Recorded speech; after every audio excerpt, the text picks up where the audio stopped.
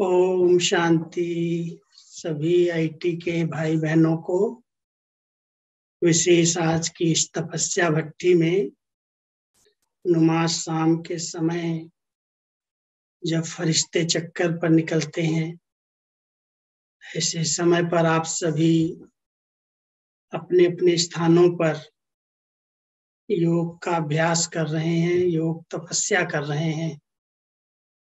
और विशेष हमें भी आपके बीच में आने का सुंदर अवसर मिला। बाबा के सब अनन्य बच्चे हो, नई नई खोज, नई नई प्रकार की रिसर्च साइंस के साधनों से कर रहे हो। बहुत वर्तमान समय की आवश्यक सेवा के आप सब निमित्त हो। बाबा ने हम सबको अपनी ऊंचे से ऊंची स्थिति बनाने के लिए 3 विशेष बातों का ध्यान खिंचवाया है। एक, बाबा कहते हैं बच्चे अपनी याद की यात्रा का चार्ट रखो। कितना समय बाबा की याद में जाता है, कितना समय बाबा की याद भूलती है, यथार्थ याद कितना समय रहती है। अमृत वेले से रात्रि सोने तक याद की यात्रा का चार्ट अपनी उन्नति के लिए हम रखते। दूसरा, बाबा कहते हैं बच्चे अपना कैरेक्टर का रिकॉर्ड रखो। आपका चरित्र कैसा है, चरित्र में हमारा बोल चाल, रहन सहन, व्यवहार, कई बातें रिकॉर्ड के अंदर आती हैं। और जिन ब्राह्मण आत्माओं का रिकॉर्ड अच्छा होता है उन्हें सबका रिकॉर्ड अवश्य मिलता है। रिकॉर्ड का स्कूल की लाइफ में भी बहुत बड़ा महत्व होता है। कोई स्टूडेंट बहुत अच्छे नंबर से पास होकर के आए, लेकिन अगर रिमार्क में उसके प्रोफेसर ने ये लिख दिया कि इसका रिकॉर्ड ठीक नहीं है, स्कूल के अंदर, कॉलेज के अंदर बोलने में, चलने में हमेशा उग्र हो जाता है, या इसकी वृत्तियां ठीक नहीं है, बहुत चंचल स्वभाव का है, तो उसके रिकॉर्ड के कारण उसको जल्दी एडमिशन नहीं मिलती। हम सब बाबा के बच्चे अपना चार्ट और अपना रिकॉर्ड अच्छे से अच्छा बनाने का बहुत अच्छा टेंशन रखते हैं। लेकिन साथ साथ बाबा कहते हैं बच्चे अपना पोता मेल भी रखो। जब पोता मेल शब्द आता है तो मुझे बाबा के दादियों के समय की बातें कुछ याद आती हैं। कभी कोई सेंटर का पोता मेल माना हिसाब किताब, जो आमदनी हुई, जो भंडारी में पैसा आया, कितना खर्चा हुआ, किस किस कार्य में लगा। ये शुरू से ही एक यज्ञ की बहुत सुंदर सिस्टम बनाई गई। मान लो आज हम सभी कहीं यज्ञ से बाहर जाते हैं और 500-1000 रुपया हम लेकर के यहाँ से छुट्टी लेकर के जाते हैं, तो वापस आने के बाद हर एक को अपना हिसाब किताब पोतामेल देना है कि हमारा कहाँ कहाँ कितना खर्चा हुआ, कितना बचा, और जो बचत है वो जमा किया या नहीं किया। तो एक सिस्टम बनी है कि पोता मेल हर सेंटर का, हर एक ब्राह्मण बच्चे का बाबा के पास आना चाहिए। लेकिन पोता मेल में सच्चाई कितनी है, ईमानदारी कितनी है? कई बच्चे तो ऐसे ही लिख देते हैं इतना खर्चा हुआ, इतनी बचत हुई, कोई हिसाब किताब नहीं होता। तो बाबा के सामने साकार में जब कोई ऐसे पोता मेल भेजते थे तो बाबा की ऐसे नजर पड़ती थी और कहते थे बच्चे इसको फाड़ दो, ये झूठा है। ऐसे ही दादी के समय भी मैंने देखा, जब कोई सेंटर का बहनों का हिसाब किताब दादी के सामने होता था तो दादी फट से कह देती थी देखो ये ठीक नहीं लिखा है, झूठ लिखा है। नजर जाते ही उनको पता चल जाता था कि उसके अंदर की भावनाएं क्या होंगी, कैसे लिखा है उसने, कोई हिसाब किताब ही नहीं है। तो हम सब बाबा के बच्चों को बहुत अच्छा पोता मेल रखने की आवश्यकता है। इसका बहुत सुंदर विस्तार बाबा सुनाते हैं कि एक परिवार अच्छी तरह से वही सेटअप हो सकता है, अच्छी तरह से वही चल सकता है जिसका बजट, खर्च और आमदनी का समान रूप में होता है। अगर कोई के खर्चे बहुत हैं, आमदनी कम है, तो उसको कर्जा लेना पड़ेगा, उसको समय पर धोखा मिलेगा। इसलिए अच्छे समझदार लोग अपने परिवार को चलाने के लिए, सब प्रकार के साधन सुविधाओं से संपन्न रखने के लिए अपना बजट रखते हैं, अपना पोता मेल रखते हैं और उस पोता मेल में ध्यान देते हैं कि मेरी आमदनी कितना है, कितना हम कमा पा रहे हैं और कितने हमारे घर के खर्चे हैं। अगर आमदनी कम है, खर्चे अधिक हैं, तो उसको कंट्रोल करते हैं, इकोनॉमी करते हैं।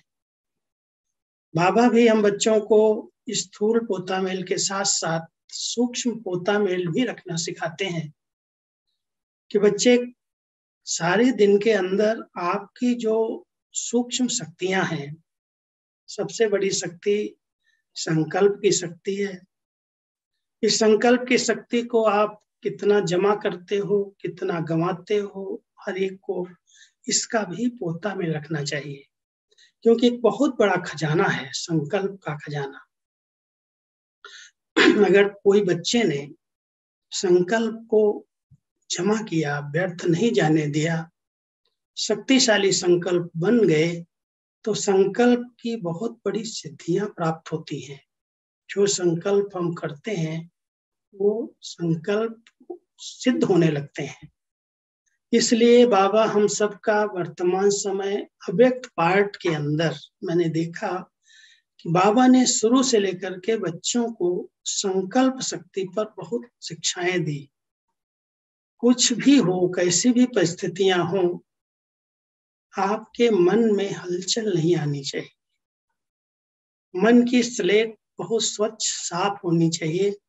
इसमें कोई भी व्यर्थ नेगेटिव की बातें ना आए, क्योंकि इसी से आपकी आंतरिक शक्तियां नष्ट होती हैं। अगर हम एक तरफ कमाते हैं, मम्मा एक बहुत सुंदर मिसाल देती थी, साकार में मम्मा की मुरलियों में बातें आती हैं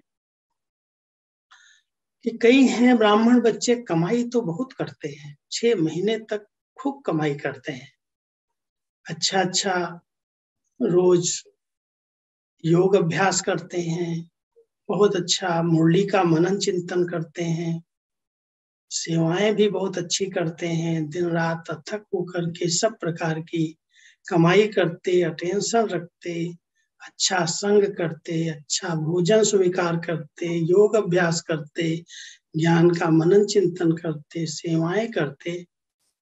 कमाई के अनेक सोर्स हैं, लेकिन कमाई के सोर्स जब सब प्रकार से 6 महीने तक किसी ने अच्छी कमाई जमा कर ली, लेकिन कोई एक दिन भी मर्यादा का उल्लंघन हो गया, मान लो एक दिन आपको जोश आ गया, उत्तेजित हो गए, तो एक दिन की उत्तेजना, कुछ समय की उत्तेजना हमारे किए हुए खाते को 6 मास के पुरुषार्थ को भी पानी फेर देती है, खत्म कर देती है। जैसे बाबा कहते हैं, काम महाशत्रु के विषय में अटेंशन खिंचवाते हैं बच्चे।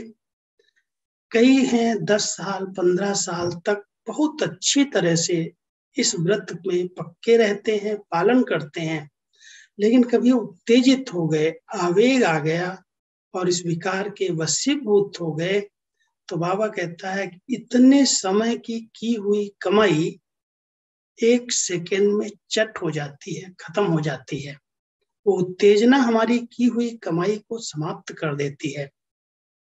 तो पोता मेल रखने का मतलब ये नहीं है कि हमने इतना कमाया, इतना खर्चा किया, लेकिन खर्चा तो कोई कार्य के लिए किए जाते हैं, जरूरी होते हैं, वहां पर शक्तियों को लगाया जाता है, लेकिन कहीं व्यर्थ न चला जाए, गंवा न दे, उस पर बहुत ध्यान देने की जरूरत है। और संकल्प शक्ति जो इतनी श्रेष्ठ शक्ति है, जिससे हम नई सृष्टि की स्थापना के कार्य को संपन्न कर रहे हैं। जैसे आपके पास साइंस की शक्ति है, ऐसे साइलेंस की शक्ति माना ही मन बुद्धि की एकाग्रता, संकल्पों की शुद्धता। जितनी संकल्प की शुद्धता बढ़ती जाती है, अशुद्धता समाप्त होती जाती है, उतना हमारी संकल्प शक्ति बहुत बड़े बड़े कार्य, असंभव कार्य भी संभव करा देती है। तो वर्तमान समय अपने इस सूक्ष्म खजानों पर हम सबका ध्यान जाना चाहिए, इसका पोता में रखना चाहिए कि सारे दिन की दिनचर्या में कितना समय हमारे संकल्प समर्थ रहे, शक्तिशाली रहे, शुभ और श्रेष्ठ रहे, शुभ भावना से संपन्न रहे, और कितना समय व्यर्थ, नेगेटिव, साधारण संकल्पों में हमारे समय को हमने नष्ट किया। इसका पोता मिल चाहिए, क्योंकि अगर हमारा अटेंशन नहीं रहता है तो साधारण बातों में, साधारण कार्यों में बहुत सारा समय हमारी संकल्प शक्ति नष्ट होती है। वर्तमान समय अगर संकल्प शक्ति को हमने बचाया है व्यर्थ से, तो इस संकल्प शक्ति से हम प्रकृति को, इस विश्व को बहुत सहज रीति से परिवर्तन कर सकते हैं। बाबा के इस महान कार्य में सहयोगी बन सकते हैं, मददगार बन सकते हैं। इसलिए वर्तमान समय हम सबको ये पोता में रखना चाहिए कि क्या मेरे संकल्प मेरे कंट्रोल में है।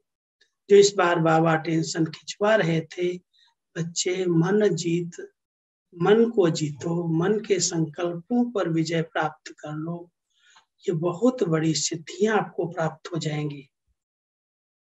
दूसरा, संकल्प के साथ साथ हमारी श्वासें बड़ी अमूल्य हैं। इसको कहते हैं भक्ति के अंदर श्वासों श्वास, अजपा जाप, एक बाबा के संकल्प, बस बाबा के प्रति श्वास चले, श्वासों श्वास बाबा की याद बनी रहे। ये श्वासें ऐसे फास्ट गति से चल करके किसी भी विकार के, जब देखा होगा आपने कोई विकार के अधीन आत्मा होती है, गुस्से में होती है, या काम विकार के अधीन होती है, या लोभ वृत्ति के अधीन होती है, तो कोई भी विकार हमारी श्वासों की स्पीड को बहुत फास्ट कर देते हैं। हमारी श्वासें बहुत सी व्यर्थ चली जाती हैं, नष्ट हो जाती हैं। इसका भी पोता में रखना चाहिए। क्या श्वासों श्वास से एक बाबा की याद बनी रहती है, या श्वासें हमारी कहीं ना कहीं इधर उधर की बातों में फास्ट स्पीड में या स्लो स्पीड में चलती है। स्लो होगा तो कहते हैं बीपी इसका लो हो गया, हाई होंगे बहुत ज्यादा श्वासें होंगी, फास्ट होगा तो कहते हैं इसकी हार्ट की बीमारी इसको हो गई, ब्लड प्रेशर हाई हो गया। इसलिए बहुत ध्यान देना है कि हम कारोबार में रहें, हर व्यवहार के अंदर आए, लेकिन किसी भी बात के कारण ये श्वासें निष्फल न जाएं। श्वासों में बाबा को समाएं, बाबा की याद में रहें। याद से बाबा कहते हैं आप बच्चों के कदम कदम में पदम समाये हुए हैं। क्या हमारे हर कदम में पद्मों की कमाई जमा हो रही है? क्योंकि अगर हम याद में रह करके कोई कर्म करते हैं तो वो कर्म, एक कर्म कई गुना कमाई जमा करा देता है। एक मुरली में बाबा ने कहा है कि बच्चे, ऐसा दुनिया में कोई भी व्यक्ति नहीं होगा, कितना भी बड़ा बिजनेसमैन हो, उसके हर कदम में पदम भरे हुए हों, इतनी कमाई किसी की भी नहीं होती, केवल संगम पर आप ब्राह्मण बच्चों की होती है। तो हम अपनी कमाई पर ध्यान दें, क्या सचमुच कदम कदम में पद्मों की कमाई जमा हो रही है? जो कदम हम उठा रहे हैं, क्या उसमें बाबा की याद समाई हुई है? वो कदम यादगार बन जाएंगे? क्या उनको लोग फॉलो करेंगे, या हम ऐसे ही कदम उठा रहे हैं, जिधर चाहिए उधर जा रहे हैं, चल रहे हैं, बाबा की याद नहीं है, व्यर्थ चिंतन है, पर चिंतन है, तेरे मेरे की बातें हैं, कितना सा समय हमारा संगम का जो एक अमूल्य खजाना है वो इन बातों में व्यर्थ चला जाता है। हर एक को इस बात पर अटेंशन देना है। अंतिम समय के हम बहुत समीप पहुंचे हुए हैं और हम सबको अपने इन खजानों को चेक करना चाहिए, क्योंकि इस समय की कमाई, इस समय का किया हुआ पुरुषार्थ आने वाली भविष्य 21 जन्मों की प्रारब्ध का आधार है। जब हम इसके महत्व को समझते हैं, इस फाउंडेशन को समझते हैं, इसके आधार से ही हम सतयुग और त्रेता में 21 जन्म धन धान्य संपन्न, सुख शांति संपन्न, पावन बनेंगे, शक्तिशाली बनेंगे, सतयुगी दुनिया का राज्य भाग्य प्राप्त होगा। तो हम इस पर बहुत अटेंशन दें कि जब ये फाउंडेशन का समय है, संगम युग है, तो संगम युग पर कितनी हमारी कमाई जमा हो रही है। कहीं पर भी किसी भी बात के कारण, क्योंकि बातें तो संगठन में अनेकानेक आती ही है, और वो बातें ऐसी आती हैं जो हमारे संकल्पों को, हमारे वाचा शक्ति को बहुत समय व्यर्थ गंवा देती हैं। तो इस संगम के समय की एक एक क्षण को, एक एक पल को हमें सफल करना है। मैं एक बहुत गहरा टेंशन देता हूँ, अपने आप से भी बातें करता हूँ, और शायद बाबा ने मुझे एक बार कहा था, बच्चे तुम्हें दिव्य बुद्धि का जो वरदान मिला है, उसके पीछे बाबा ने कारण बताया था कि तुमने अपनी बुद्धि को केवल स्वचिंतन और स्व उन्नति में लगाया है, अपने और दूसरों की उन्नति के लिए इस बुद्धि में विचार चलाए हैं। इसलिए इस बुद्धि को वरदान मिलता गया है, और ये बुद्धि इतनी दिव्य स्वच्छ बन गई है, जो जिस समय जरूरी होगा वो बुद्धि कर लेगी। मैं बहुत निश्चिंत रहता हूँ कि बाबा ने मुझे दिव्य बुद्धि का वरदान दिया है। और आप सभी बाबा के बच्चे कितने भी कार्य व्यवहार में व्यस्त हों, कार्य व्यवहार शरीर निर्वाह के लिए कार्य करने की बाबा ने छुट्टी दी है, करो, लेकिन इस बुद्धि को व्यर्थ में इंगेज नहीं करो। बहुत सारी बातें हैं आज आईटी के युग में, साइंस के युग में, आप सब देख रहे हो साइंस ने हमें क्या क्या परोस दिया है। अगर कोई भी हमारा बाबा का बच्चा इस प्रोफेशन के अंदर रह करके कोई भी ऐसी चीजें देखता है, सुनता है या फॉरवर्ड करता है, व्यर्थ की बातें, अपने और दूसरों के संकल्पों को व्यर्थ में ले जाना एक बहुत बड़ा पाप है। और इस बात पर अंडरलाइन करना चाहिए कि अगर हम नॉलेज रखते हैं तो नॉलेज तक सीमित रहें, लेकिन उसके माध्यम से हम अपनी शक्तियों को, अपनी आंतरिक ऊर्जा को नष्ट न होने दें, न अपनी होने दें, न अन्य आत्माओं के गिराने के निमित्त बन जाए। इसलिए हम सब इस महापाप से बच करके रहें। ये पोता में रखना चाहिए, क्योंकि एक और हमारा कमाई पर ध्यान है, अटेंशन है कि हम सब बाबा के बच्चे पद्मा पदम पति हैं, बहुत बहुत भाग्यवान आत्माएं हैं जो समय, संकल्प, श्वास और संपत्ति रूपी खजाने को सफल कर रहे हैं। स्थूल सूक्ष्म संपत्ति जो हमको मिली है, एक अविनाशी संपत्ति है, ज्ञान की, गुणों की, शक्तियों की, जो बाबा ने एक एक बच्चे को भरपूर किया है। वो दिन याद होंगे, आप सबने कहानी सुनी होगी, जब बेगरी पाठ यज्ञ में शुरू हुआ, बिल्कुल कुछ भी नहीं था, खाने के लिए भी 4 आना नहीं, भंडारी में 350-380 भाई बहने, और भोजन की व्यवस्था नहीं है, कपड़ों की व्यवस्था नहीं है, दवाई नहीं है, किसी भी प्रकार का सहयोग किसी का नहीं है। ऐसे समय पर ब्रह्मा बाबा ने कहा, बच्चे तुम अखबारों में लिख दो, ओम मंडली रिचेस्ट इन द वर्ल्ड। तो सब हंसने लगे, बाबा क्या कह रहे हो? बोला, बच्चे तुम्हारे पास जो खजाना है, जो तुम्हारे पास शक्तियां हैं, दुनिया के पास बिल्कुल कुछ भी नहीं है, सब कंगाल हैं, बेगर हैं, और तुम बच्चे तो बेगर टू प्रिंस बनने वाले हो। तुम्हें बाबा ने, स्वयं भगवान ने अविनाशी खजाने दिए हैं, तुम्हारे पास अविनाशी ज्ञान का खजाना है। ज्ञान धन सबसे श्रेष्ठ धन है, और उसके साथ साथ श्रेष्ठ चरित्र का धन है, गुणों का धन है। इस धन का दान करो। धन दिए धन ना कुटे। अगर ये धन आप सेवा में लगा दोगे, ज्ञान दान करोगे, गुणों का दान करोगे, शक्तियों का दान करोगे, तो सब प्रकार के खजाने आपके अपने आप जमा हो जाएंगे। और बाबा ने सिर्फ कहा नहीं, प्रैक्टिकल करके दिखाया। बच्चों को कहा, बच्चे जाओ, जो ज्ञान धन है उसका दान करो, बांटो। और जब वो ज्ञान धन बांटना शुरू किया तो आज संस्था को कहां से कहां पहुंचा दिया, सब प्रकार से संपन्न कर दिया। तो बाबा ने जो हम बच्चों को अविनाशी धन दिया है, ज्ञान का, गुणों का, शक्तियों का, वो धन भी कहीं भी व्यर्थ न जाए। ये व्यर्थ कैसे जाता है, इसकी एक बहुत महीन बात मैं आपको बताता हूँ। मान लो पुरुषार्थ करते करते मैं आत्मा किसी संस्कार के अधीन हो गई, किसी स्वभाव के अधीन हो गई, परवश हो गई, और हम दूसरों से सहायता ले रहे हैं। बाबा ने इतनी पालना दी है, उस पालना का रिटर्न देने की बजाय अगर हम दूसरों से पालना लेने लगते हैं तो हमारी कई कमाई, की हुई कमाई सब खत्म हो जाती है, उसका बोझ चढ़ने लगता है। इसलिए ध्यान देना कि हम इतने समर्थ, इतने शक्तिशाली बने, बाबा की पालना का ऐसा हम रिटर्न करें जो बाबा को कहना पड़े, वाह बच्चे वाह, कैसे आप बच्चों ने एक का कई गुना, पदम गुना बना करके दिखा दिया।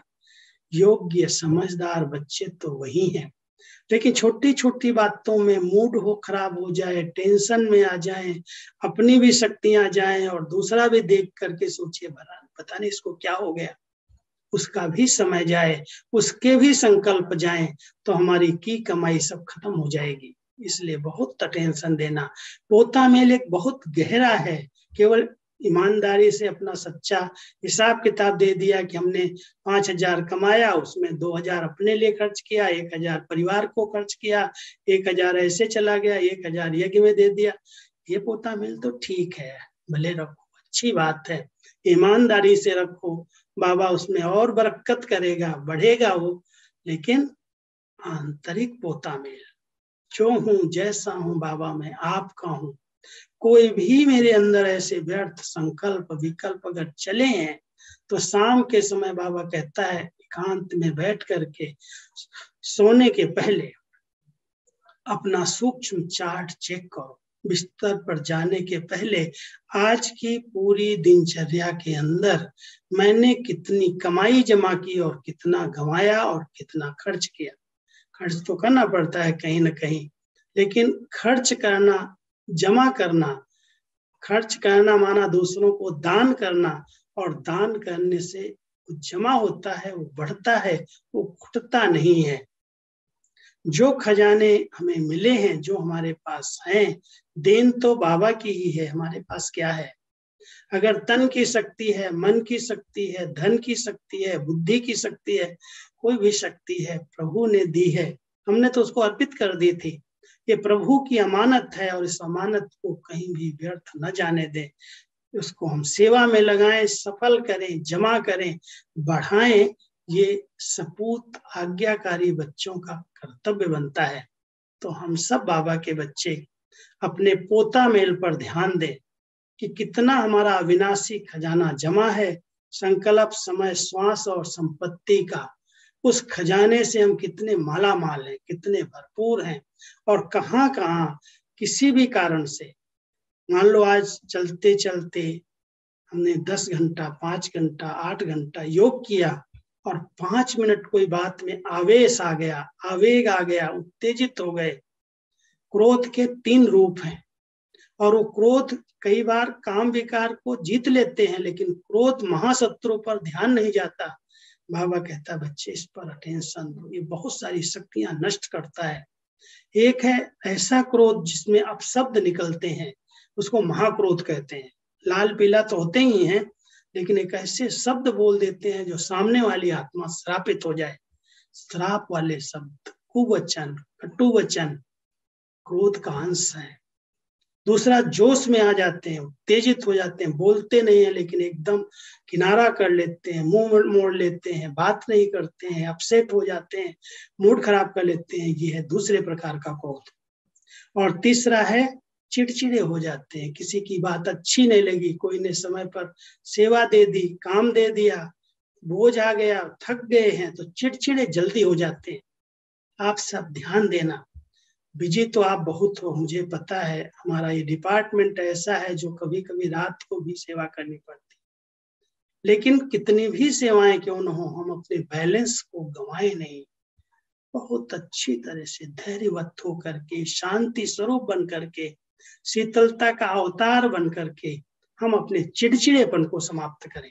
ये तीसरे प्रकार का क्रोध जो है वो भी हमारी शक्तियों को, हमारे खजानों को नष्ट करता है। इस पोता मेल को हम चेक करें कि कहाँ तक हमने इन विकारों पर विजय प्राप्त की है। ये हमारी सूक्ष्म आंतरिक शक्तियों को नष्ट कर रहे हैं। जमा किए हुए खजाने हमारे ऐसे ही व्यर्थ जा रहे हैं। तो हर एक बाबा के बच्चे को अपने सच्चे दिल का समाचार पोता मेल बाबा के आगे रखना चाहिए।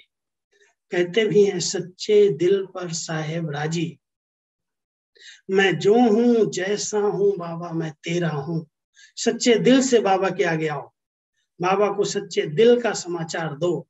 अंदर नहीं रखो कोई बात, अंदर अगर रखेंगे तो नींद नहीं आएगी, अगर नींद आ भी गएगी तो सपनों में चली जाएगी, पता नहीं अचेतन मन से कहां कहां भटकते रहोगे। नींद जो डीप साइलेंस वाली होनी चाहिए वो नहीं होगी। हम कहते हैं हम बाबा की गोदी में सो जाएं, उनकी बाहों में समा जाएं। बाबा कोई स्थूल तो बोध है ही नहीं। कमेंट्री सुन रहे थे तो ऐसे लगता है जैसे बाबा को स्थूल बाहों में बाकी पहनेगा। बाकी पहनेगा क्या, स्थूल में उसके बाहें हैं। बाबा कहता नहीं बच्चे, ये तो बहुत स्नेह का एक संकल्प है, एक प्यार की किरणें हैं, जिन किरणों में बाबा की स्नेह में मीठा बाबा, प्यारा बाबा कहो और बाबा की गोदी में जैसे सो जाओ। जैसे माँ की गोदी में बच्चा सो जाता वो स्थूल है। अब ऐसी गोद तो बाबा के पास है नहीं जिस गोदी में हम सो जाएंगे, लेकिन हमारी नींद एकदम सब संकल्पों से पार हो, हम परिलोक स्वर्ग लोक में भ्रमण करें, अच्छे अच्छे सपनों में रमण करें, उसके लिए बहुत अच्छी हमारी दिनचर्या चाहिए। बहुत अच्छा, बहुत दिल को खाली करने का आदत डालो। कई बातें अगर दिल में भर जाती हैं तो जैसे गैस का गुब्बारा होता है ना, अचानक फूट जाता है, ऐसे ही कई बाबा के बच्चे अपने दिल में कई व्यर्थ बातें इधर की उधर की, इधर इसने ये किया, उसने ये किया, ऐसे बोल दिया, वैसे कर दिया, वो व्यर्थ का किचड़ा दिल के अंदर समाता जाता, भरता जाता, भरता जाता। फिर कहो बाबा आओ, मीठे बाबा मदद करो, आ जाओ। बाबा कहता मैं गंदी स्थान पर नहीं आता, पहले तुम दिल को खाली करो, दिल को साफ करो। और आपको एक बात बताऊं, जैसे एक्सरे के अंदर ये दिल का फोटो आता है ना, बाबा कहता है मेरे पास ऐसा एक्सरा है, तेरे अंदर के दिल की बात को भी मैं देख सकता हूँ, तुम क्या सोचता है। एक्सरा है उसके पास, और बहुत सूक्ष्म एक्सरा है उसके पास। एक्सरा इसकी ऐसी मशीन है जो चलते हुए संकल्प हमारे दिल की भावनाएं को पता चल जाती है। इसलिए हम छिपाएं क्यों, जो हैं जैसे हैं बाबा तेरे हैं, बड़े सच्चे दिल से बाबा को बता दो। ऐसे बातें करो जैसे कोई सन्मुख में बाप और बच्चे बात करते हैं। बाबा से बोलो बाबा दिन में ये मेरे से आज हो गया, श्रीमत के विपरीत हो गया, लेकिन आगे के लिए मैं संकल्प लेता हूँ, आप मुझे साथ देंगे, शक्ति देंगे, हम जरूर विजयी बन करके दिखाएंगे। हम तो आपके बच्चे सर्वशक्तिवान हैं, हमने कल्प कल्प विजय प्राप्त की है, हम नहीं बनेंगे तो कौन बनेगा। बहुत नशे से, खुशी से, उमंग से, उत्साह से ऐसे ऐसे बाबा से बातें करो। बिस्तर पर ऐसे नहीं चले जाओ। कई लोग पता क्या कर रहे हैं आजकल, माया के राज्य में इस साइंस के साधनों ने इतना बुद्धि को खराब किया हुआ है, जो टीवी देखते हैं, इंटरनेट देखते हैं, मोबाइल देखते हैं, देखते देखते सोने का प्रयास करते हैं, और वही स्वप्न आते हैं, वैसे विचार चलते हैं, वैसी नींद होती है, और फिर अमृत वेले बैठते हैं तो झुटके खाते हैं, कहते योग नहीं लगता है, भारीपन है, मैं तो थका हुआ हूँ। बाबा कहता तुम थका नहीं है, लेकिन तूने बुद्धि को थकाया हुआ है। पोता मेल क्लियर करो, साफ स्वच्छ करो, अच्छे अच्छे कर्मों का श्रेष्ठ खाता रखो और बाबा को सुना करके कोई भी छोटी मोटी भूल हो भी गई कि माया का राज्य है, चारों तरफ बाबा जानता है, तमोगुण का प्रभाव है, कुछ बहुत थोड़ा बहुत अगर असर आ भी गया तो उसके लिए चिंतन को व्यर्थ नहीं कर, क्यों हुआ, कैसे हुआ, ऐसा हो गया, वैसे हो, कोई छोटी सी बात हो जाती है, छोटा सा नेगेटिव व्यर्थ संकल्प आ जाता है, इतना डिप्रेशन में चले जाते हैं, सोचते हैं ऐसा क्यों हो गया। बाबा कहता क्यों क्या मैं नहीं करो, अबे हुआई हुआई करने का समय नहीं है, अभी तो फ्लाई करने का समय है। तो आप हम सब बाबा के बच्चे फ्लाई करें, कोई भी व्यर्थ बातों की गांठ बांध करके नहीं रखना। तेरे मेरे की गांठ है, ईर्ष्या द्वेष की गांठ है, घृणा नफरत की गांठ है, बहुत सारी गांठें लोगों ने बांध करके रखी हैं और कहते हैं हम तो मूर्ति कला में जा रहे हैं, हमारा तो योग बड़ा अच्छा लग रहा है। कहीं योग नहीं लगता ऐसे। अगर किसी भी प्रकार की व्यर्थ बातें मन के अंदर चल रही हैं और हमने अपने अंदर वो बातें ली हुई हैं, हमने उसको ब्रेक नहीं दिया है, हमने अपनी स्लेट को साफ नहीं किया है, तो बाबा की टचिंग भी नहीं आएगी, बाबा की प्रेरणाएं भी कैच नहीं होंगी और हम हल्के होकर के। हम एक दो बात सुनाते हैं। पहले पहले हमारे मधुबन के आंगन में सोते समय गीत बजता था, सो जा राजकुमारी। 10 बजता था और एक गीत स्टार्ट हो जाता था, सो जा राजकुमारी। और दादी जी कहती थी 10 तो बस, 10 के बाद अभी नहीं जगना, सो जाओ सब जाके अपने अपने कमरों में, 10:30 तक सब सो जाओ, 3:30 बजे उठ जाओ। और उठते समय गीत बजता था, जाग सजनिया जाग। देखो दोनों गीत में कितना बड़ा डिफरेंस है। सोने के समय राजकुमारी है और जगने के समय सजनी है, दोनों के अलग अलग कर्तव्य हैं, अलग अलग निशानियां हैं। राजकुमारी माना बेफिक्र बादशाह, बेगमपुर की बादशाह, उसको कोई गम नहीं, कोई चिंता नहीं, राज्य में क्या हो रहा है, कैसे लोग कारोबार चला रहे हैं, कोई परवाह नहीं।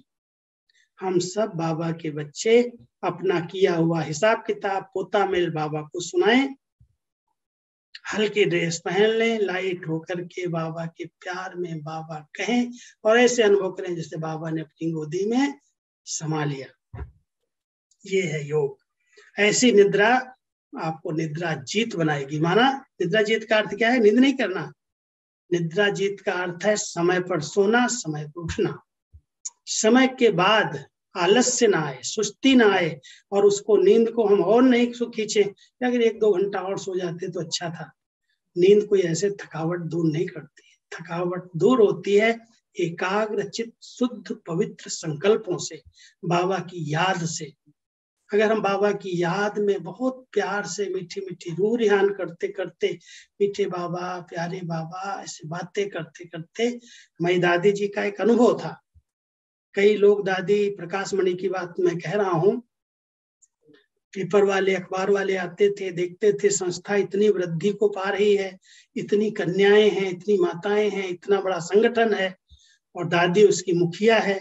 तो दादी को आके पूछते थे, दादी आपको टेंशन नहीं होता है कभी, आपको कभी नींद नहीं फिटती है, कुछ भी नीचे ऊपर होता है, क्योंकि इतना सारा परिवार है, हर एक के संस्कार हैं, हर एक का स्वभाव है, हर एक के अपने हिसाब किताब हैं, बातें तो होती हैं संगठन में, सब जानते हैं कुछ न कुछ नीचे ऊपर होता ही है।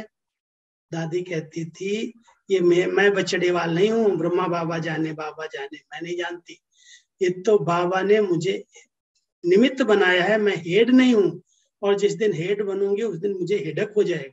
ये दादी के शब्द थे। मैं अपने को हेड नहीं समझती हूँ और मैं जब बिस्तर पर जाती हूँ बाबा को कहती हूँ, बाबा प्यारे बाबा मीठे बाबा गुड नाइट, और सिर रखती हूँ तकिया पर और नींद आ जाती, 1 मिनट में नींद आ जाती, सो जाती और समय पर बाबा उठा देता, उठ बच्ची लग जा सेवा पर, सजनी की तरह जवाबदारी ले ले यज्ञ की। तो हम सब बाबा के बच्चे ध्यान दें, कोई स्थूल गोदी नहीं है जिसमें सो जाएंगे, लेकिन बाबा के स्नेह की गोदी, प्यार की गोदी, और उस स्नेह के अंदर समा जाना, खो जाना। वो दिलवल बाबा को अपने दिल का समाचार दिया, हल्के हो गए, लाइट ड्रेस पहन ली, राजकुमारी की तरह बेगमपुर के बेफिक्र बादशाह हो गए और गोदी में सो गए। वो निद्रा इतनी अच्छी होगी, 3-4 घंटे में गहरी नींद आई, सब प्रकार की थकावट दूर, अमृत वेला इतना अच्छा पावरफुल होता है। खूब मीठी मीठी रूह रिहान करो, बाबा से शक्ति लो, वरदान लो, और फिर दिन के लिए तैयार हो जाओ, पूरे दिन में काम करो। लेकिन कई लोग सोचते हैं, मैं जब IT वालों से मिलता हूँ विशेष करके, जिनका विशेष विदेश से कनेक्शन रहता है बिजनेस का, उनका दिन होता है, हमारी रात होती है, हमारी रात होती है, उनका दिन होता है। और कभी कभी तो हमारे बाबा के बच्चे भी जो इस प्रोफेशन में है, रात को 1 बजे 2 बजे 3 बजे तक जगते हैं। तो एक दो से जब मैंने बात की, हमने कहा तुमको तो बहुत थकावट होती होगी और तुम्हारी दिनचर्या कैसे सेट करते हो, तो बहुत अच्छे जवाब मुझे मिले। कहते हैं भाई जी, रात को जब वो कार्य पूरा होता है 1:30-2 बजे, तो मैं सोचता हूँ मेरा अमृत वेला शुरू हो गया, मैं 1 घंटा और उसमें दे देता हूँ, नहाता धोता हूँ, फ्रेश होता हूँ, और बहुत प्यार से बाबा से मीठी मीठी रूह रिहान करके, बाबा को समाचार दे के आधा पौना घंटे में बाबा से गुड मॉर्निंग करता हूँ, और साथ साथ कहता हूँ बाबा गुड नाइट। आधा घंटे पौना घंटे में ही मैं रिफ्रेश हो जाता हूँ, और बाबा मुझे अपनी गोदी में बिठा लेता है, बुला लेता है, और मैं फिर 7, 8, 9 बजे तक सो करके अपनी नींद को पूरा कर लेता, फिर दिन शुरू हो जाता है। तो हर एक को कला आनी चाहिए, ये भी जीवन जीने की कला है। और ये कला अगर आ गई तो कितने भी बिजी रहो, लेकिन बिजी रहते भी इजी लगेगा। बहुत सरल जीवन है, हम सरल योगी हैं। सरलता जहां पर है वहां नम्रता, मधुरता, कई गुण अपने आप आ जाते हैं, उनके साथ सब एडजस्ट हो सकते हैं। नहीं, सरल नेचर नहीं होगी ना, तो एडजस्ट होना बहुत मुश्किल है, एक दूसरे के साथ मिलनसार नहीं बन सकते, परिवार की फीलिंग नहीं आएगी। इसलिए हम अपनी नेचर को बहुत सरल बनाएं। कितने भी बातें हों, कितने भी हम बड़े बन जाएं, कितनी भी हमारे पद पोजीशन हो, कितनी भी बड़ी डिग्री ले लेना, लेकिन कभी भी अभिमान ना आए कि ये मैं बड़ा खतरनाक है भाई। इस मैं को समाप्त करना है, इसको बहुत सूक्ष्म समाप्त करना है। नहीं तो ये अभिमान जो है ना, थोड़ा सा भी कोई अपमान कर देगा, वो अपमान की फीलिंग हमारे सारे खुशी को, नशे को, शक्ति को नष्ट कर देगी। इसलिए ध्यान देना, 2 चीजों का बैलेंस बहुत जरूरी है वर्तमान समय। एक तरफ हम निर्माण के कार्य के लिए निमित्त हैं, निर्माण कर रहे हैं, बस विश्व नव निर्माण, नए विश्व की स्थापना के लिए बाबा ने हम बच्चों को निमित्त बनाया है। लेकिन कहता है, हे मेरे बच्चे, निमित्त बन करके निर्माण का कार्य करो, लेकिन निर्माण स्थिति में रहो। मान शान मैं मेरा इस बंधन से छूट जाओ, मुक्त हो जाओ। बाबा से जो मिल रहा है उसको लो और उस मस्ती में रहो। कोई पूछे या न पूछे, कोई बात करे या न करे, कोई हमें सीट दे या न दे, कोई पद पोजीशन के पीछे हम पुरुषार्थ नहीं कर रहे हैं। बाबा हमारा देने वाला सम्मान दाता हमको दे रहा है, कोई व्यक्ति दे या न दे, उससे अगर आप इच्छा रखेंगे तो बाबा कहता इच्छा रखने वाला कभी अच्छा नहीं बन सकता। इसलिए कोई भी हद की इच्छाओं के पीछे नहीं भागना। ये हद की इच्छाएं मृग तृष्णा के समान हैं, और उसके पीछे अगर हम भाग रहे हैं तो हमारी सब शक्तियां नष्ट हो रही। कितनी भी एक तरफ कमाई करो, दूसरी तरफ इच्छाएं कम नहीं होती। इसलिए हमारा बहुत सुंदर स्लोगन है, अगर समस्याओं से बचना है तो इच्छाएं कम कर दो। जहां इच्छाएं कम हो गई, समस्याएं अपने आप खत्म हो जाएंगी। आज व्यक्ति को इच्छाएं परेशान कर रही हैं, और बाबा चाहता है मेरा एक एक बच्चा इस समय संगम युग पर इतना संपन्न बन जाए जो कहे, बाबा मैं तो इच्छा मात्रम विद्या हूं। खाली पेट हो और कहे हमने तो सब त्याग किया है, नहीं, भरपूर है, संपन्न है, और फिर लगता है कि भाई मुझे कुछ नहीं चाहिए, मैं तृप्त। अब ऐसी तृप्त स्थिति जो बाबा ने इतना सब कुछ दिया है, उससे चिंतन में लाओ, क्या बाबा ने पढ़ाया है, कितना ऊंचा ज्ञान दिया है, कितनी ऊंची शक्तियां दी हैं। एक एक शक्ति को समय पर काम में ले आओ। अगर समय पर वो शक्ति भूल गई और बाद में याद आई तो शक्ति होने से क्या फायदा। रोज रटते रहो मैं मास्टर सर्वशक्तिमान हूं, कहने से तो नहीं हो सकती, आ जाएगी। लेकिन जरूरत है परखने की, जरूरत है निर्णय करने की, जरूरत है सहन करने की, जरूरत है समाने की, और हम उस समय सामना कर रहे हैं। ध्यान देना, हम सर्वशक्ति संपन्न आत्माएं हैं। जिस समय जिस शक्ति की आवश्यकता है वही स्मृति में आए और वही कार्य में आ जाए। तब तो हम विजयी बनेंगे, हम अपनी शक्तियों को बचा सकेंगे, और नहीं तो सब शक्तियां धीरे धीरे अपने आप खत्म हो जाती हैं।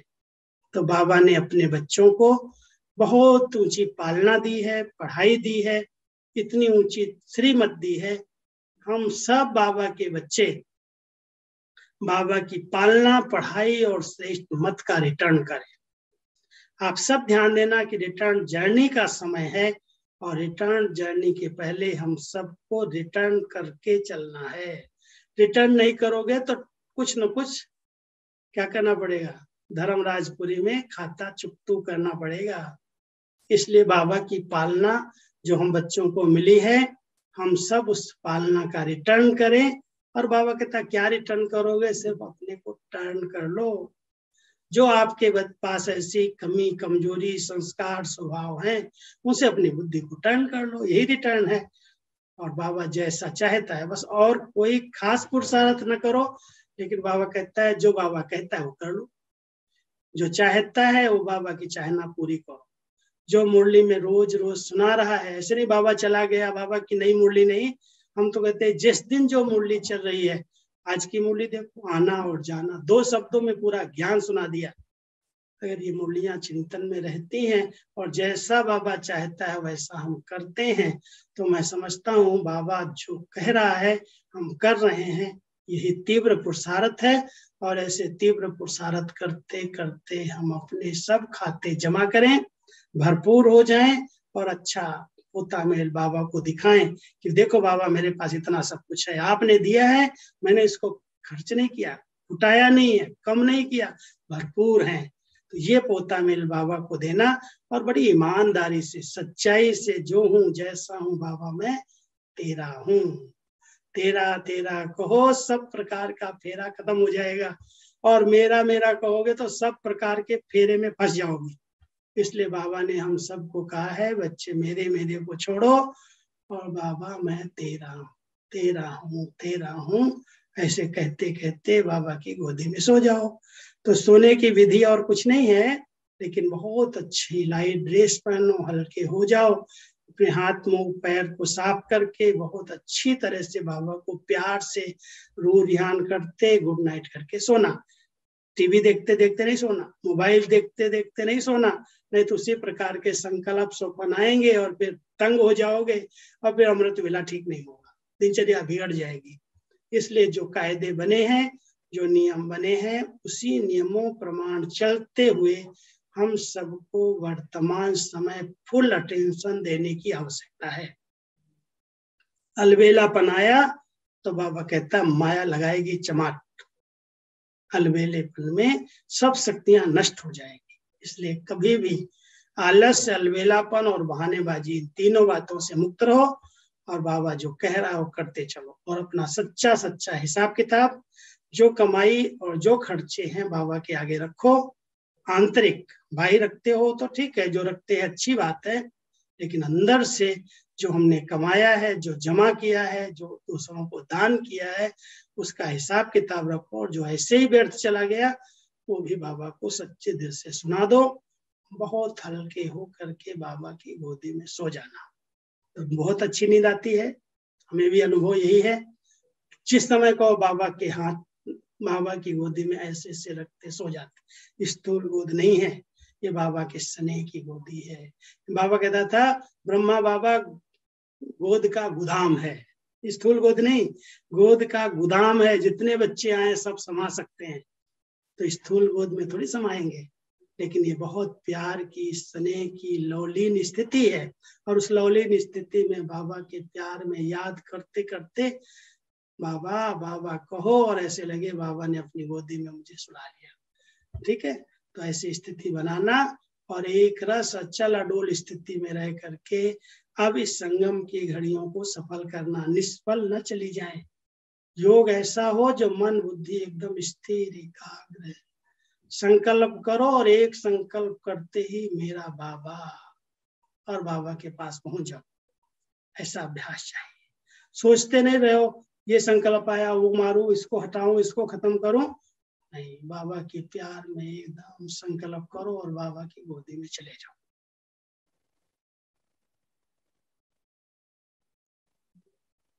ओम शांति। भाई साहब ने प्रश्न के लिए हमारे पास समय रखा है। यदि किसी के पास कोई प्रश्न है तो आप पूछ सकते हैं, चैट बॉक्स में भी लिख सकते हैं। एक क्वेश्चन आया है भाई साहब कि क्या हम ड्रिल करते करते सो सकते हैं?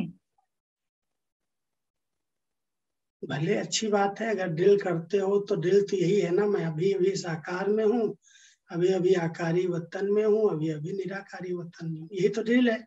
और यही ड्रिल तो योग की ड्रिल है। इसको करते करते अगर नींद आ जाती है तो बहुत अच्छी बात है। इससे अच्छा और क्या होगा। जी। और यदि किसी को कुछ पूछना है, कुछ जानना है। वैसे भाई साहब ने बहुत गहराई से और बहुत ही सिंपल शब्दों में जो हम समझ सकें और प्रैक्टिकली कर सके, ऐसे स्वरूप में आपने समझाया है। बिल्कुल वैसे ही जैसे हमारे बाबा की साकार मुरली होती है, सारी बातें बाबा समझा देता है। और किसी को कुछ पूछना है तो चैट बॉक्स में अपना प्रश्न डाल सकते हैं।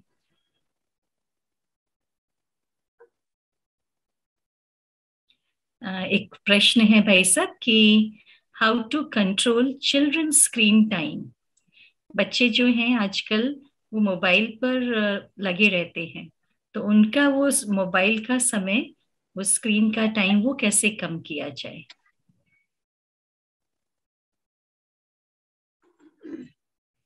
ऐसा है कि ये बहुत बड़ी माया है इस समय, वर्तमान समय। अगर हम थोड़ा परिवार के सदस्य उस पर पहले से कंट्रोल करते हैं तो कंट्रोल होता है। लेकिन आजकल स्कूल में बच्चे जाते हैं और वर्तमान समय तो इस लॉकडाउन के अंदर पढ़ाई भी मोबाइल पर होने लगी है। और मोबाइल बच्चों का एक खिलौना बन गया है, दूसरे खिलौने सब छूट गए हैं। तो ज्यादा जोर जबरदस्ती नहीं करना है। प्यार से, अगर स्नेह से मानते हैं, समझाने से समझते हैं इसका साइड इफेक्ट कितना खराब है, कोई समझदार बच्चा है समझ सकता है, उस पर थोड़ा सा माँ बाप को ध्यान देना चाहिए। और पहले तो खुद को कंट्रोल करना चाहिए। अगर हम खुद नहीं कर रहे हैं तो बच्चे भी कहेंगे मम्मी पापा नहीं करते तो मैं भी ना करूँ। देखते तो हैं, उन्हीं से सीखते हैं, बड़ों से ही। इसलिए जितना हो सकता है खुद को बचाएं और फिर उनको प्यार से समझाएं, तो हो सकता है कम हो जाए। लेकिन ये आजकल बहुत बड़ी माया है और बहुत इसका विस्तार हो रहा है। अपने को तनाव में नहीं लाना, गाइड करो, आप अपना फर्ज निभाओ, लेकिन ज्यादा उसके पीछे जबरदस्ती करना, डांटना, पीटना, गुस्सा करना, अपने चार्ट को खराब नहीं करो। फर्ज है, आप उनको राय दो, समझाओ। मानते हैं तो उनका कल्याण है, नहीं मानते हैं तो उनका भाग्य है।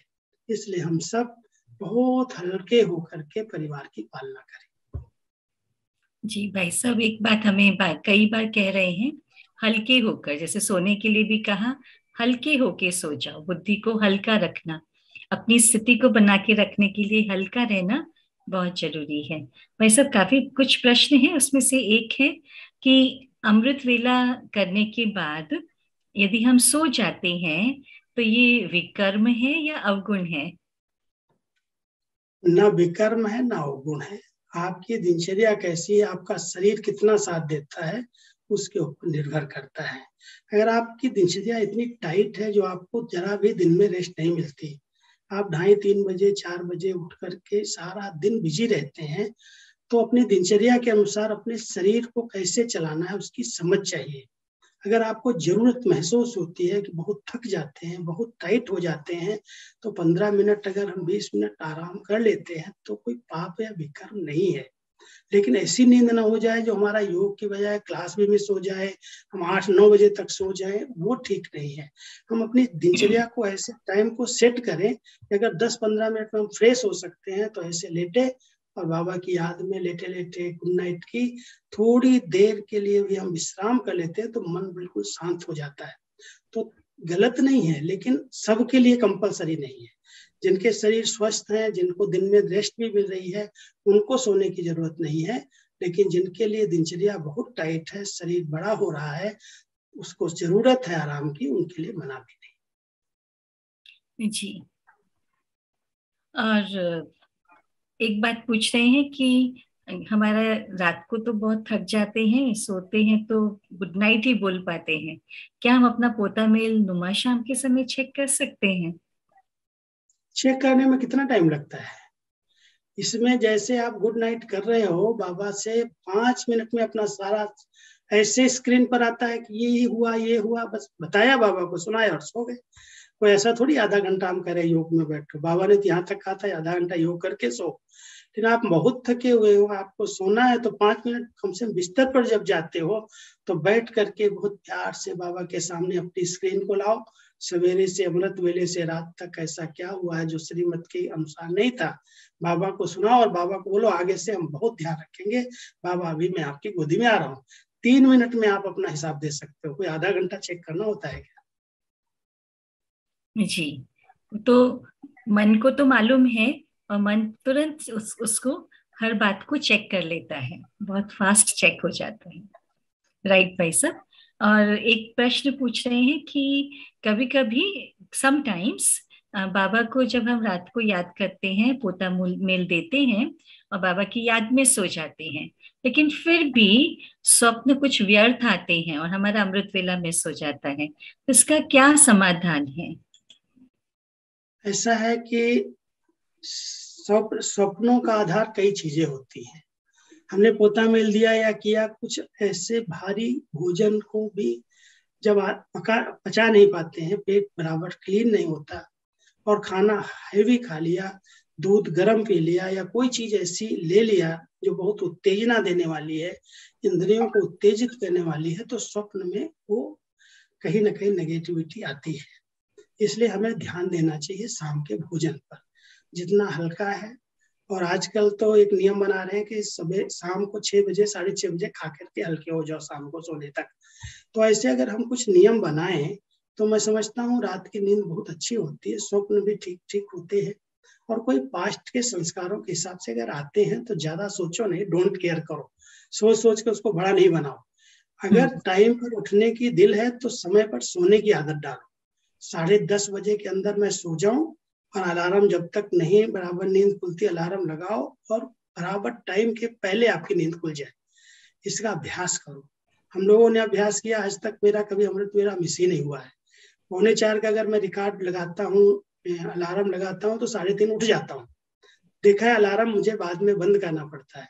तो ध्यान दें कि अगर हम बार बार नींद खुलती है, टाइम को हम देखते हैं, टाइम कॉन्शियस हो जाते हैं, तो अलार्म पर छोड़ दो, अलार्म बजेगा तो हम उठ जाएंगे।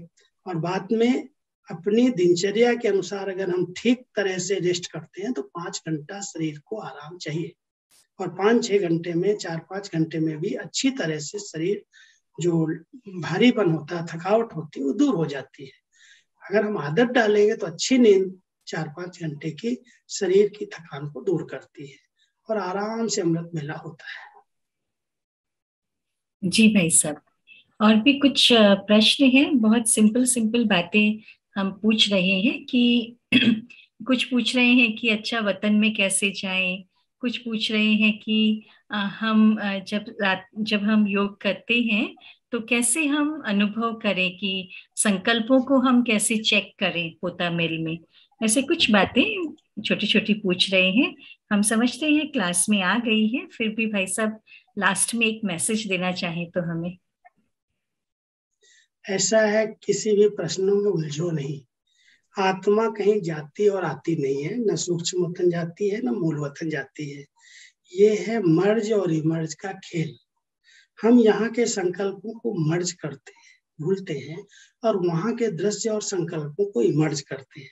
ये मन की गति है, मन के संकल्प है। संदेशी भी कोई आत्मा यहाँ से छोड़ करके वहां नहीं जाती है। तो हम सूक्ष्म वतन में चले गए या मूल वतन में चले गए, ये सब काल्पनिक बातें हैं। इन बातों की परवाह नहीं करो। हम अपने मन बुद्धि को, जैसे हम मन बुद्धि से अभी अमेरिका पहुंच गए, लंदन पहुंचे, कौन गया? आत्मा यहाँ है, शरीर यहाँ है, कोई गया नहीं। लेकिन जो स्मृति है, वहां के दृश्य देखे हैं, अनुभव किए हैं, तो वहां फट से पहुंच सकते हैं, सेकंड लगता है। इसी तरह से हम सूक्ष्म वतन, मूल वतन, जो बाबा ने इतना ज्ञान दिया है, समझ दिया है, उसके आधार से हम उस अनुभव में खो जाते हैं। तो आत्मा कहीं गई नहीं, लेकिन यहाँ से मर्ज और वहां से मर्ज है। वहां की बातें याद आ रही हैं, वहां की स्मृतियां हैं, बाबा से दूर यान है। ये अव्यक्त स्थिति बन जाती है। इसलिए कोई भी बातों में उलझो नहीं, बहुत सरल ज्ञान है, सहज योगी जीवन जियो, आराम से रहो, बाबा की मुरलियों की अच्छी स्टडी करो, सब प्रश्नों का उत्तर मुरली में आता है। धन्यवाद। यही सार है मुरली कि सभी प्रश्नों का उत्तर मुरली में आता है। सो भाई साहब, आज के क्लास के लिए बहुत बहुत थैंक्स। आज बहुत सारी बातें हमने सीखी, लेकिन एक बात हमें बहुत अच्छी लग गई जो याद रहेगी, कि आप बता रहे थे मधुबन में रात को सोते वक्त कौन सा गीत बजता है। तो सोना है राजकुमारी बनकर, राजकुमार बनकर, और उठना है सजनी बनकर, आत्मा सजनी। और ये कनेक्टेड है हमारे मन की स्थिति और कर्तव्य से। तो बहुत बहुत धन्यवाद। थैंक्स। ओम शांति।